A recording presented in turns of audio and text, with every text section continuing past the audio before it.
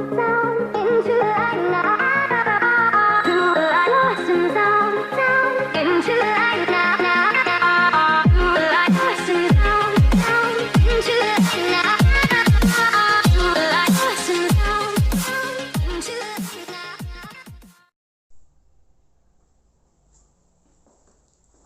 Student, welcome to my YouTube channel. आप सभी का बहुत बहुत धन्यवाद इतना प्यार और सपोर्ट देने के लिए। तो बच्चों, आज की क्लास में हम डिस्कस करेंगे क्या। सबसे पहले समझिएगा विद्युत चालन तथा ओम का नियम। ठीक है, विद्युत चालन तथा ओम का नियम, electric conduction and Ohm's law का ये होगा आपका पार्ट नंबर फर्स्ट। इसी तरीके से बहुत सारे हम फिजिक्स के टॉपिक कवर करा चुके हैं। जिस बच्चे ने नहीं देखा है, लिंक आपको डिस्क्रिप्शन में मिल जाएगा या फिर आप आई बटन पर प्रेस करके भी देख सकते हो। ठीक है, साथ ही इनकी मैंने एक पूरी प्लेलिस्ट बना दी, उस प्लेलिस्ट से भी जाके देख सकते हो। ठीक है, और ये है आपका electric conduction and Ohm's law का पार्ट नंबर फर्स्ट। ठीक है, तो चलो इसके जो न्यूमेरिकल क्वेश्चन है जो आपके एग्जाम में आते ही आते हैं, उन सभी क्वेश्चंस को हम डिस्कस करेंगे और अच्छे से समझेंगे। ठीक है, तो चलो देखते हैं बच्चों first question and first concept first line में।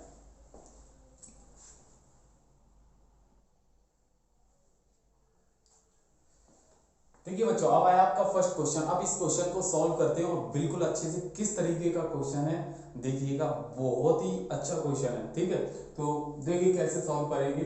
तो सबसे पहले इसमें क्या है बच्चों, आपको हिंदी दी है, कोई बात नहीं, मैं इंग्लिश में कन्वर्ट करके भी बताऊंगा। ठीक है, कोई प्रॉब्लम नहीं होगी। यदि तार की किसी तार की अनुप्रस्थ काट, तो कोई आपका वायर है, उसका उस वायर का एरिया क्षेत्रफल कितना दिया है, 4 into 10 to the power 8 metre square.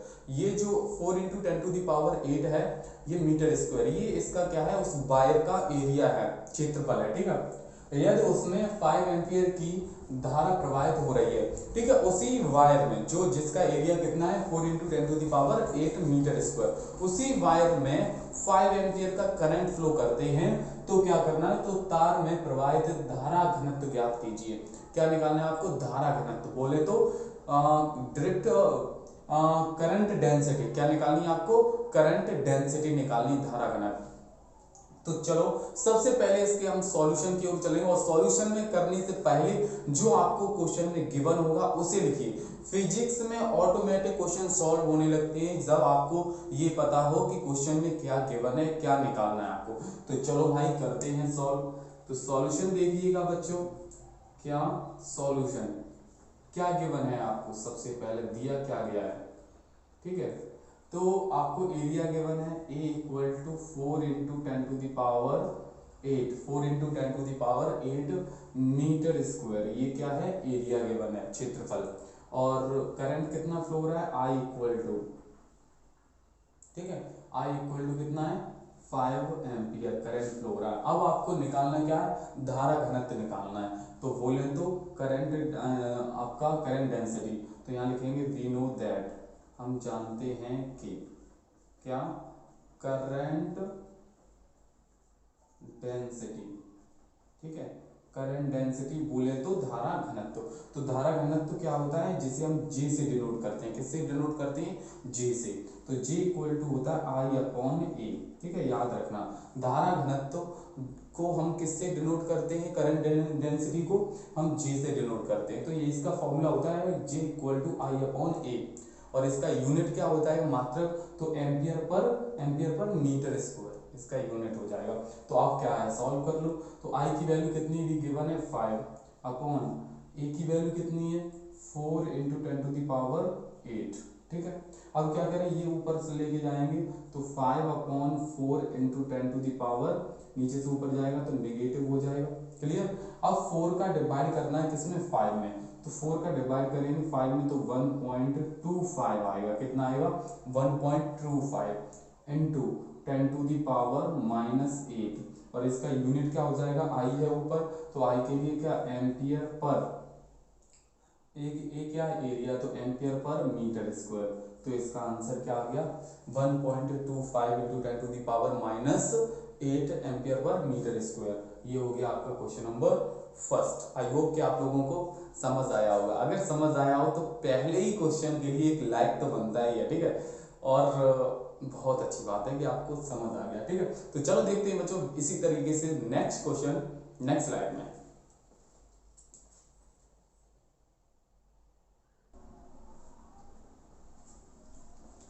देखिए बच्चों अब है आपका next question, question number second, समझिएगा क्या है। नाइक्रोम का विशिष्ट प्रतिरोध, नाइक्रोम का, अब हिंदी लिखा है कोई बात नहीं, मैं इंग्लिश में कन्वर्ट करके भी बताऊंगा क्या है नाइक्रोम का विशिष्ट प्रतिरोध। ठीक है, विशिष्ट प्रतिरोध को हम इंग्लिश में बोलते हैं स्पेसिफिक रेजिस्टेंस। ठीक है, कितना है 100 माइक्रो ओम सेंटीमीटर है। ठीक है, नाइक्रोम की 8 मीटर लंबे, 8 मीटर लंबे, तो ये लेंथ है किसकी, वायर की, और 0.01 सेंटीमीटर स्क्वायर परिच्छेद क्षेत्रफल, एरिया कितना दिया उस वायर का, वो है 0.01 सेंटीमीटर स्क्वायर। ठीक है, वाले तार में प्रतिरोध कितना होगा, तो आपको क्या निकालना है, रेजिस्टेंस यहां से निकालना है, स्पेसिफिक रेजिस्टेंस आपको गिवन है। तो सबसे पहले जो आपको क्वेश्चन में सॉल्व करने से पहले क्या है, जो क्वेश्चन में दिया है उसे सबसे पहले लिखिएगा। तो देखिएगा सॉल्यूशन में कैसे करेंगे इसे सॉल्व। ठीक है, हर एक क्वेश्चन एकदम मजेदार होगा, अच्छा क्वेश्चन होगा। ठीक है, तो सबसे पहले आपको क्या दिया गया है, गिवन लिख लीजिए।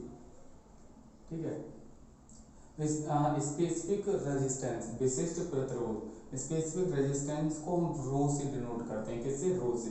तो रो इक्वल टू 100 माइक्रो ओम और सेंटीमीटर, ये है। तो कभी भी जो रेजिस्टेंस होता है वो माइक्रो में नहीं होता है, तो इससे माइक्रो को ओम में चेंज करेंगे तो क्या हो जाएगा 100 इंटू 10⁻, माइक्रो में क्या 10⁻⁻6 हो जाएगा। ठीक है, और फिर इंटू सेंटीमीटर को मीटर में चेंज करेंगे तो फिर 10⁻⁻2 हो जाएगा, तो इसका यूनिट हो जाएगा ओम और मीटर। ओम ये वाला आ जाएगा और इस सेंटीमीटर से मीटर में चेंज कर लिया।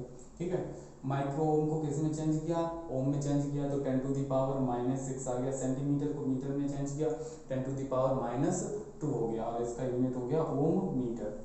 और आपको क्या दिया है, वो देखिए नाइक्रोम के 8 मीटर लंबे, तो एल इक्वल टू दिया है 8 मीटर, लेंथ आपको दी है, लेंथ ऑफ वायर कितनी है 8 मीटर। ठीक है, आगे देखिए 0.01 सेंटीमीटर स्क्वायर क्षेत्रफल, तो एरिया ए इक्वल टू आपको गिवन है 0.01 सेंटीमीटर स्क्वायर। अब ये सेंटीमीटर को कायम चेंज करेंगे, सेंटीमीटर स्क्वायर को किसमें, मीटर स्क्वायर में चेंज करेंगे, तो आपका क्या 0.01। तो अब यहाँ पर सेंटीमीटर को मीटर में चेंज करते हैं, 10⁻⁻2 आता है। अब इस पर स्क्वायर लगा तो इसलिए हम इस पर स्क्वायर लगा देंगे और यहाँ आ जाएगा मीटर स्क्वायर। ठीक है, यही आ जाएगा, क्यों, क्योंकि यहाँ पर एक अगर सेंटीमीटर की बात होती तो 10⁻⁻2 आता, लेकिन यहाँ सेंटीमीटर कितनी है, 2 उसकी पावर, तो वही मैंने पावर इस पर लगा दिया। ठीक है, तो आपका हो जाएगा कितना, आगे करें तो आपका 0.01 इंटू 10⁻⁻4 हो जाएगा, कितना हो जाएगा -4। ये पॉइंट यहाँ से हटाएंगे, यहाँ से ये पॉइंट हटाएंगे तो नीचे कितने 2 जीरो आएंगे ना, मतलब 100 हो जाएगा। तो आपका कितना हो जाएगा 1/100 इंटू 10⁻⁻4, ये नीचे से ऊपर लेके जाओ तो 10⁻ कितना हो जाएगा -6 हो जाएगा, क्योंकि ये माइनस प्लस का 2 नीचे से ऊपर लेके गए तो ये किसका हो गया नेगेटिव, और इसका यूनिट क्या होता है मीटर स्क्वायर। तो ये तो इसका क्या निकल के आ गया एरिया। अब हमें निकालना है तार का प्रतिरोध। ठीक है, रेजिस्टेंस निकालना है, स्पेसिफिक रेजिस्टेंस दिया है, लेंथ गिवन है, एरिया गिवन है, मतलब विशिष्ट प्रतिरोध दिया है, लंबाई दी है, क्षेत्रफल दिया है। अब आपको क्या निकालना है, प्रतिरोध निकालना है, तो निकाल लीजिए, इधर कर दें, बोलिए यहाँ कर देते हैं, तो यहाँ लिखें वी नो दैट, हम जानते हैं कि क्या, specific resistance rho equal to रामलाल RA/L, ये फॉर्मूला होता है, आपको याद है, नहीं याद, अरे आ जाएगा। देखो ये फॉर्मूला होता है विशिष्ट प्रतिरोध का, रो इक्वल टू RA/L, इसे हम बोले तो रामलाल पढ़ते हैं इसकी ट्रिक बनाने के लिए, क्योंकि M जो है वो साइलेंट है, तो RA/L, तो रो इक्वल टू क्या हो जाएगा रामलाल हो जाएगा, समझ गए। अब लेकिन हमें निकालनी किसकी वैल्यू है, R की वैल्यू निकालनी है, तो ये वाला मैटर इधर ट्रांसफर कर दीजिए और ये इसके अपॉन में आ जाएगा। तो यहाँ से इसे जब सॉल्व करोगे तो आपका R इक्वल टू क्या निकल के आएगा, ये उधर जाएगा तो रो और L अपॉन A हो जाएगा, ठीक है। तो ये हो जाएगा, समझ गए, क्लियर, जस्ट अपोजिट हो जाएगा। अब R की वैल्यू, अब R की वैल्यू निकालने के लिए रो की वैल्यू कितनी है, ये है 100 into 10 to the power -6 into 10 to the power -2, यही है ना, क्लियर।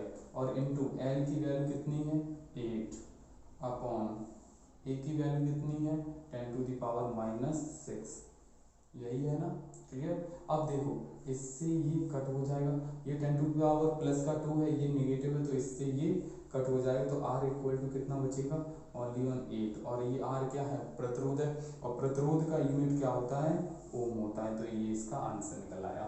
आई होप कि आप लोगों को क्वेश्चन नंबर 2 भी बिल्कुल अच्छे से समझ आ गया होगा। अगर किसी बच्चे को नोट करना है तो आराम से वीडियो को रोकिए, पॉज कीजिए, रोकिए, रोकने के बाद जस्ट आप नोट भी कर सकते हो। आई होप कि आप लोगों को ये क्वेश्चन समझ आया होगा, है ना, आया, बिल्कुल। चलो देखते हैं अब नेक्स्ट क्वेश्चन, नेक्स्ट स्लाइड में।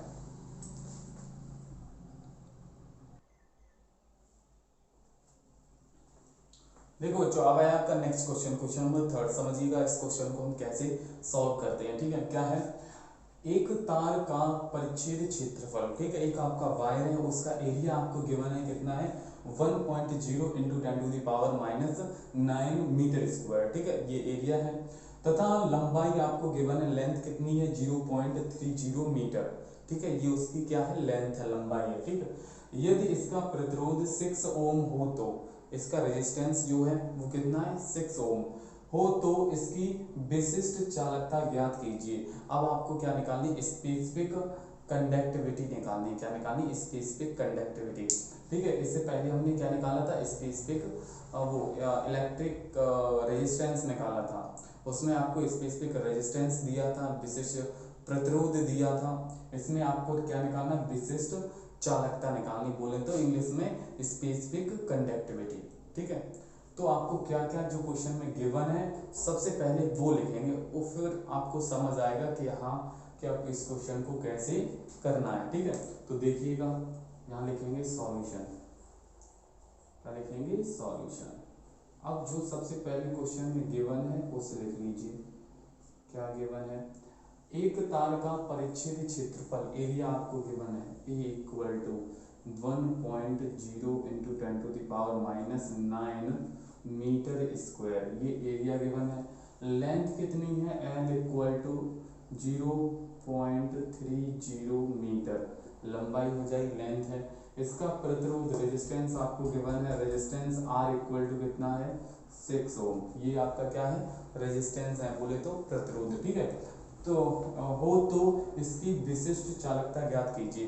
इस विशिष्ट चालकता जानती हो क्या है, विशिष्ट चालकता को हम इसमें सिग्मा से डिनोट करते हैं, किससे डिनोट करते हैं, सिग्मा से, समझ गए, स्पेसिफिक कंडक्टिविटी को।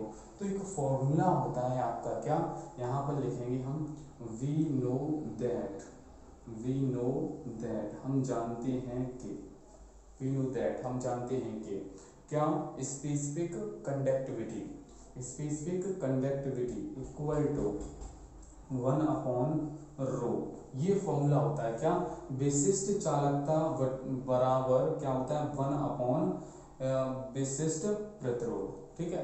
फॉर्मूला क्या होता है मैं आपको बता दूं, क्या, विशिष्ट चालकता, ठीक है, विशिष्ट चालकता इक्वल टू 1 अपॉन विशिष्ट प्रतिरोध, ठीक है, विशिष्ट प्रतिरोध, ये फॉर्मूला होता है आपका, ठीक है। इसे इंग्लिश में भी मैं बता दूं कैसे आपको करना है, क्या, specific conductivity equal to 1 upon specific resistance, ये फॉर्मूला होता है। अब मेरे प्यारे बच्चों, इस स्पेसिफिक कंडक्टिविटी है उसे हम सिग्मा से डिनोट करते हैं, और विशिष्ट प्रतिरोध बोले तो स्पेसिफिक रेजिस्टेंस, इसे हम किसी रो से डिनोट करते हैं, रो से प्रदर्शित करते हैं। अब आपको क्या निकालना है, वही यही निकालना है। तो एक रो इक्वल टू और फॉर्मूला होता है, क्या, एक रो इक्वल टू क्या होता है, रामलाल, अभी बताया था ना, क्या होता है, रामलाल। तो बस यहाँ पर आपको क्या करना है, वही रामलाल यहाँ पर पुट कर रहे हैं। तो आपका sigma equal to 1 upon rho की वैल्यू क्या है, आर ए अपॉन एल, तीसरी संख्या कहाँ जाएगी, ऊपर जाएगी ना, तो यहाँ से हो जाएगा आपका sigma equal to l upon r a, ये हो जाएगा क्लियर। तो आपका सिग्मा इक्वल टू एल की वैल्यू कितनी है 0.30 अपॉन आर की वैल्यू 6 इंटू ए की वैल्यू 1.0 इंटू 10⁻⁻⁹ ये हो जाएगा क्लियर। अब देखो क्या ये बनी तो लिखा है, ठीक है बिल्कुल बन लिखा है सर। ये पॉइंट हटाएंगे तो नीचे कितने 2 जीरो आ जाएंगे, 2 जीरो पड़ जाएंगे। अब यहाँ पर आपका कितना हो जाएगा सिग्मा इक्वल टू 30/6, ठीक है, और ये 1 है, ठीक है, और इनटू इसमें से ये सब्ट्रैक्ट करेंगे तो 10⁻⁻7 बचेगा, क्योंकि ये 10⁻2 है प्लस का, और इसमें से ये माइनस करेंगे तो 10⁻7 है, 7 ऊपर जाएगा तो किसका हो जाएगा प्लस का। अब इसका इसमें डिवाइड करेंगे तो सिग्मा इक्वल टू आ जाएगा क्या 5 इंटू 10⁻7, और इसका यूनिट क्या होता है ओम मीटर, ओम मीटर इनवर्स, दोनों का इनवर्स हो जाएगी, आपका आंसर हो जाएगा।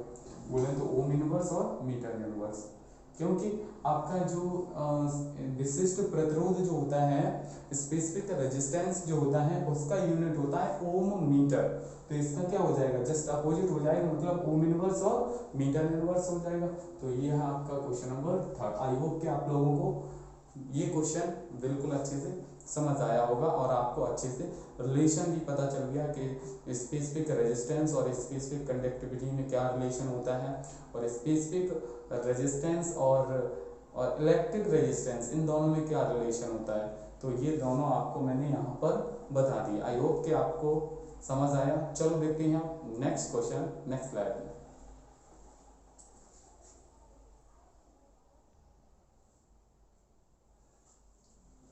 देखिए बच्चों, अब आया आपका नेक्स्ट क्वेश्चन। अब इस क्वेश्चन को सॉल्व करेंगे, और हिंदी में लिखा कोई बात नहीं, मैं इंग्लिश में कन्वर्ट करके बताऊंगा कैसे करना है। देखिए एक चालक तार में एक कंडक्टर वायर है, उसमें क्या है 20 इंटू 10⁻⁻5 वोल्ट पर मीटर विद्युत क्षेत्र प्रवाहित होता है। इलेक्ट्रिक फील्ड विद्युत क्षेत्र, इलेक्ट्रिक फील्ड आपको कितना गिवन है 20 इंटू 10⁻⁵ वोल्ट पर मीटर। यदि चालक की चालकता, जो आपका कंडक्टर है उसकी कंडक्टिविटी आपको कितनी गिवन है 2 इंटू 10⁻⁸ ओम मीटर। तो ये कंडक्टिविटी है जिसे सिग्मा से डिनोट करते हैं, ठीक है। तो धारा घनत्व ज्ञात कीजिए, आपको क्या करंट डेंसिटी निकालनी है, ठीक है। तो इसके बताइए, अब इसका पहले हम इसमें रिलेशन निकाल लें। किसमें, देखो यहाँ पर बात हो रही किस किस की, समझिएगा। रिलेशन भी निकाल के बताऊंगा किस तरीके से इसका रिलेशन निकल के आता है और किस तरीके से इस क्वेश्चन को सॉल्व करना है। तो देखिए सॉल्यूशन की ओर चलते हैं, ठीक है। गिवन आपको जो क्वेश्चन में गिवन है दिया जाए क्या है, एक चालक तार में एक कंडक्टर वायर है, उसमें इलेक्ट्रिक फील्ड, तो E इक्वल टू कितना है 20 इंटू 10⁻⁵ और वोल्ट पर मीटर। ये क्या है इलेक्ट्रिक फील्ड गिवन है, E की वैल्यू। चालक की चालकता कंडक्टिविटी आपको सिग्मा इक्वल टू कितना दिया है 2 इंटू 10⁻⁻8 और आपका क्या ओम मीटर, ये होता है। अब आपको क्या निकालना है, धारा घनत्व निकालना है, करंट डेंसिटी निकालनी है, तो मतलब J इक्वल टू निकालना है। तो इन तीनों में किसी बच्चे को कोई रिलेशन पता है, इसका कोई रिलेशन पता है आपको, E सिग्मा और J में, इन तीनों में रिलेशन पता है क्या, नहीं पता, चलो कोई बात नहीं, मैं आपको बता रहा हूँ किस तरीके से इसका तीनों का रिलेशन कैसे निकल के आता है। फिर डायरेक्ट आपको फॉर्मूला याद रखना है, रिलेशन कहाँ से निकल के आता है, कैसे निकल के आता है, वो मैं आपको बता रहा हूँ। देखो ये तो फॉर्मूला जानते हो, R इक्वल टू रो और रो L अपॉन A, ये जानते हो ना, है ना। जैसे जैसे रो इक्वल टू रामलाल, तो उसी रो इक्वल टू रामलाल से R equal to rho L upon A निकल के आता है। लेकिन लेकिन लेकिन क्या क्या क्या सर, रो इक्वल टू क्या होता है 1 अपॉन सिग्मा होता है, या sigma equal to 1 upon rho होता है। ये आपका रो क्या होता है, बोलिए विशिष्ट प्रतिरोध होता है, ठीक है, और ये विशिष्ट चालकता होती है। तो इन दोनों में ये रिलेशन होता है। तो जहां आपका रो है वहां हम क्या 1 अपॉन सिग्मा पुट कर रहे हैं, तो R इक्वल टू क्या आ जाएगा L अपॉन सिग्मा और ए यही आ जाएगा। तो इसे मैंने यहाँ पर पुट कर दिया, इसे मैंने डाल दिया इक्वेशन नंबर फर्स्ट। ठीक है, ये आर की वैल्यू निकल के आ गई। अब हम क्या करेंगे अकॉर्डिंग टू ओम्स लॉ, यहाँ पे लिखेंगे ओम्स लॉ। ओम्स लॉ आपका क्या होता है जानते हो, V इक्वल टू आई और आर, यही होता है ना, V equal to I R. जानते हैं मेरे प्यारे बच्चों, कोई भी बच्चा अगर ना जाने तो बता देना, मैं बिल्कुल अच्छे से बताऊंगा। क्या अब क्या करें सर, ई इक्वल टू क्या होता है V अपॉन एल होता है। जैसे ही हम क्रॉस मल्टीप्लाई करेंगे तो V इक्वल टू क्या आएगा, E और L निकल के आ जाएगा। यही B की वैल्यू यहाँ पुट हो जाएगी।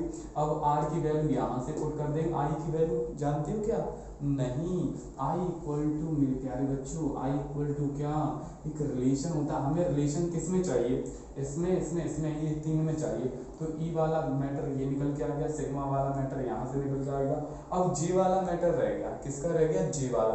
तो जे कहाँ से निकल के आएगा, तो जे इक्वल टू क्या होता है, J equal to I upon ए, क्या होता है आई अपॉन ए। जैसे ही हम क्रॉस मल्टीप्लाई करेंगे तो आई इक्वल टू क्या हो जाएगा, जे और ए निकल के आ जाएगा। समझ गए ना। कहीं भी कोई प्रॉब्लम हो मेरे प्यारे बच्चों कमेंट करके जरूर बताना, ऐसा कॉन्सेप्ट कभी जिंदगी में भूल नहीं सकते हो आप। ठीक है, तो देखिए फिर से मैं समझा दूं, हमें तीनों में रिलेशन चाहिए, फर्स्ट सेकंड थर्ड, इन तीनों में रिलेशन। तो आपका R equal to rho l upon a होता है। मैंने क्या किया, रो इक्वल टू क्या होता है 1 अपॉन सिग्मा होता है, यहाँ पुट कर दिया, ऐसे मैंने डाली इक्वेशन नंबर फर्स्ट। अब अकॉर्डिंग टू ओम्स लॉ, प्रश्नानुसार, ठीक है, ओम के नियमानुसार, तो V equal to I R होता है। V की वैल्यू हम क्यों, क्योंकि हमें E इसमें चाहिए, तो V equal E equal to क्या होता है, V अपॉन एल होता है। तो यहाँ से V की वैल्यू निकाली तो E L निकल के आई, तो E वाला मैटर इसमें आ गया ना, यहाँ पर ये E आ गया। और R की वैल्यू में हमें सिग्मा चाहिए, तो सिग्मा इस वाले से आ जाएगा। ठीक है, अब I equal to J equal to I upon a, तो J की वैल्यू यहाँ, अब ये सभी वैल्यू यहाँ पुट करते हैं। तो V की वैल्यू क्या आई, ई एल, क्या निकल के आई, ई एल, और इक्वल टू आई की वैल्यू क्या निकल के आई, जे और ए निकल के आई ना, आई की वैल्यू इनटू आर की वैल्यू क्या है, एल अपॉन सिग्मा और ए, यही निकल के आया ना। समझ गए। अब देखो क्या ए से ए कट हो गया, एल से एल कट हो गया, तो आपका क्या बचेगा, E equal to J upon sigma, J upon sigma. अब यहाँ से क्रॉस मल्टीप्लाई करें तो आपका J इक्वल टू क्या निकल के आ जाएगा, सिग्मा E, ये निकल के आएगा, आ गया ना, क्या निकल के आ गया, सिग्मा E। क्लियर हुआ, बताओ सभी बच्चों को क्लियर। ये रिलेशन होता है, तो बस यही वाला रिलेशन यहाँ पे हमें पुट कर देना। तो यहाँ लिख दीजिए वी नो दैट, हम जानते हैं कि वी नो दैट।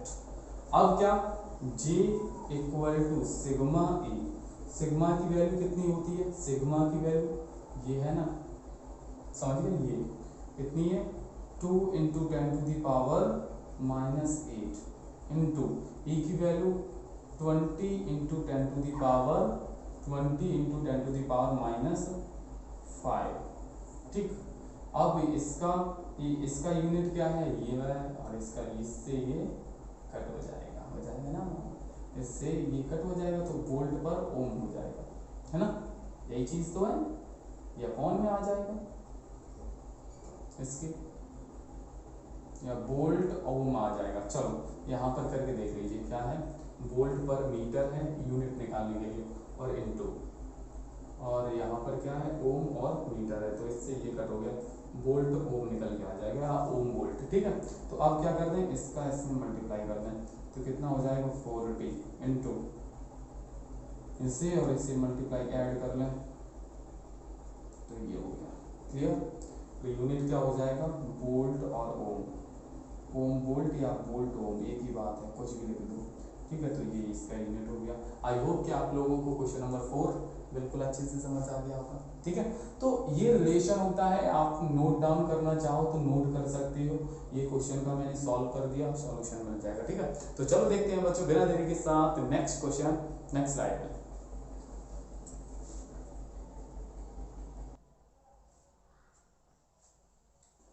देखिए बच्चों, अब आया आपका नेक्स्ट क्वेश्चन, क्वेश्चन नंबर 5। इस क्वेश्चन को सॉल्व करते हैं, कैसे करना है क्या है।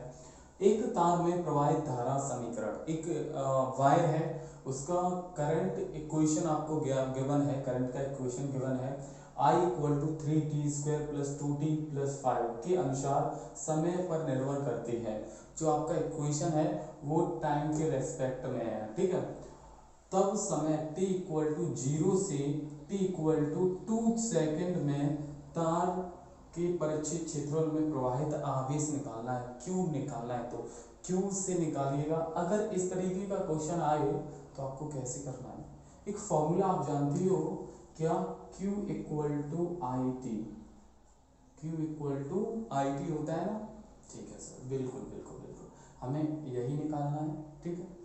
तो अब हम क्या करें, यहाँ से आपका क्या हो जाएगा, I equal to D Q upon D T हो जाएगा ना। अगर किसके, वो आपको करंट इक्वेशन गिवन है और टाइम के रेस्पेक्ट की बात कर रहा है, तो ये चीज़ है, हमें डी क्यू चाहिए, क्या चाहिए, डी क्यू आपको ये गिवन है, ठीक है।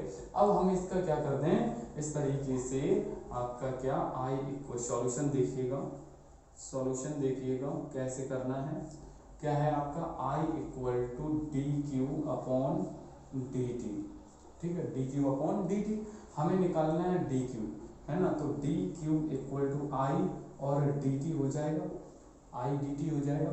तो आई की वैल्यू ये गिवन है, यहाँ पर कर दीजिए, है ना। तो आपका क्या हो जाएगा, D Q equal to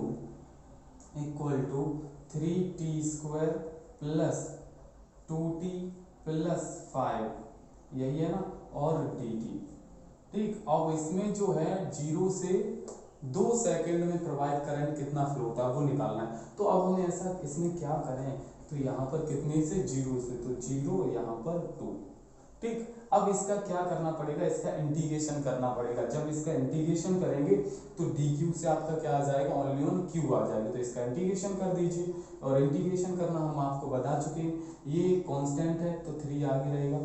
T का करेंगे तो इसकी पावर में, टी के रेस्पेक्ट में कर रहे हैं तो इसकी पावर में 1 ऐड करेंगे, वही नीचे आ जाएगा। तो इसकी पावर में 1 ऐड किया तो 3 अपॉन जो पावर है वही नीचे आ जाएगा, और लिमिट क्या है, 0 से 2, ठीक है, एक वाला हो गया सेकंड। अब प्लस 2 और टी की जगह क्या हो जाएगा, t² अपॉन 2 और लिमिट पुट कर दो 0 और 2, और 5 का करेंगे तो क्या हो जाएगा, 5 का करेंगे तो 5 का हो जाएगा आपका 5t, क्या हो जाएगा 5t, और लिमिट पुट करेंगे, क्या करेंगे 0 से 2।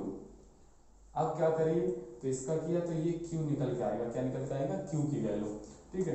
तो आपका q इक्वल टू 3, अब देखो सर क्या देखें, देखो आपका 3 से ये 3 कट हो गया, 3 से 3 कट हो जाएगा तो आपका क्या हो जाएगा टी क्यू, और इस पर 0 से 2, इस 2 से ये 2 कट हो गया तो आपका क्या बचेगा t², और इस पर 0 से 2 प्लस 5 बाहर तो अंदर क्या हो जाएगा t, और यहाँ 2 और 0, इस तरीके से हो जाएगा। अब लिमिट पुट कर दो, और लिमिट जो पुट की जाती है वो upper limit minus lower limit होती है, ठीक है। तो आपका q equal to upper limit इसमें पुट करेंगे तो जहाँ जहाँ t होगा वहाँ क्या आएगा 2, तो 2 का क्यूब माइनस 0 का क्यूब करेंगे तो 0 हो जाएगा, प्लस यहाँ पर पहले क्या 2 पुट करेंगे तो 2 का स्क्वायर माइनस 0 का स्क्वायर करेंगे 0 प्लस 5, और यहाँ पर अपर लिमिट क्या है 2 और फिर माइनस 0, ये हो जाएगा। अब इसे सॉल्व करेंगे तो q इक्वल टू कितना आ जाएगा, ये 8 हो जाएगा, है ना, प्लस इसका स्क्वायर करेंगे तो कितना हो जाएगा 4 हो जाएगा, और इसका इसमें मल्टीप्लाई करेंगे तो 10 हो जाएगा, ठीक है, कितना हो जाएगा 10। अब इन सभी को ऐड कर दो तो q इक्वल टू कितना हो जाएगा 22 कूलाम, 22 आपका option A will be right answer, इसका आंसर हो गया। अब एक क्वेश्चन आप लोगों से बनता नहीं है, बल्कि मैं ही बता दूंगा आपको, क्या कि अगर क्वेश्चन में क्या है धारा घनत्व जानते हो, करंट डेंसिटी, ठीक है, करंट डेंसिटी G, ठीक है, और ड्रिफ्ट वेलोसिटी Vd, इन दोनों में रिलेशन क्या होता है, किसी बच्चे को पता हो तो कमेंट करके जरूर बताइएगा। क्या धारा घनत्व G और अनुगमन वेग Vd, इसे हम बोलते हैं करंट डेंसिटी और इसे बोलते हैं ड्रिफ्ट वेलोसिटी। तो इन दोनों में रिलेशन क्या होता है, इन दोनों में रिलेशन तो हमारे बच्चे बताएंगे तुरंत सर। J इक्वल टू क्या होता है, J इक्वल टू एन